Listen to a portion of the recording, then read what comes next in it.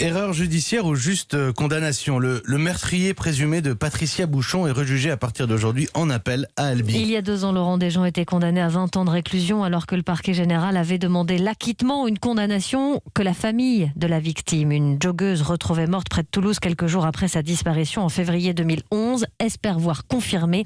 Benjamin Péter est le correspondant d'Europe 1 en Occitanie. Pour Sandra Damiano, ça ne fait aucun doute. C'est bien Laurent Desjean qui a enlevé sa sœur alors qu'elle faisait son jogging à 4h du matin.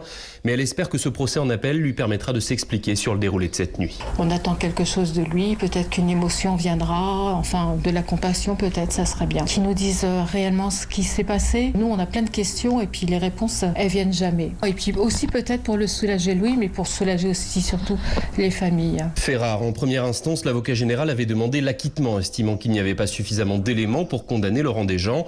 Les jurés avaient malgré tout prononcé une peine de 20 ans et pour son conseil, maître Karim Chebani, ce procès en appel doit permettre de corriger ce qu'il estime être une erreur judiciaire. Il n'y a pas de preuves, il n'y a pas de choses déterminantes. Personne ne peut sérieusement se lever ici et venir dire « j'ai la certitude que ce monsieur a accompli un meurtre ». Ça n'est pas vrai. Donc à partir de là, il faut appliquer la loi. C'est une position très simple, mais elle est impérative. Et malheureusement, je dois dire qu'en première instance, on ne peut faire que ce constat. La loi a été violée. Et ces 2 semaines devant la cour d'appel d'Albi devraient permettre de mieux comprendre les déclarations ambiguës en garde à vue de cet homme et sur sa voiture que des témoins disent avoir vu sur le lieu de l'enlèvement, les principaux indices qui avaient conduit à sa condamnation. À Toulouse, Benjamin Péter, Europe 1.